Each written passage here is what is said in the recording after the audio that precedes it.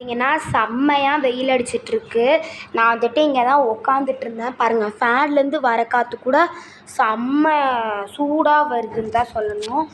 இன்னும் வந்துட்டு யாருமே சாப்பிடல. இப்போ மணி பார்த்தீங்கன்னா 3:00 கிட்ட ஆக போகுது. ஸோ பார்த்தீங்கன்னா ரித்திக்கு எதுவும் சாப்பிடல. எனக்கு வந்துட்டு ரொம்ப தாகமாக இருக்கிறதுனால நான் போய் இப்போ ஃப்ரிட்ஜில் என்ன இருக்குன்னு தான் பார்க்க போகிறேன். ஸோ பார்த்தீங்கன்னா ஃப்ரிட்ஜில் என்ன இருக்குது அப்படின்னா, இங்கே பாருங்க, ஐஸ் வாட்டரு, ஜூஸு இதெல்லாம் தான் இருக்குது.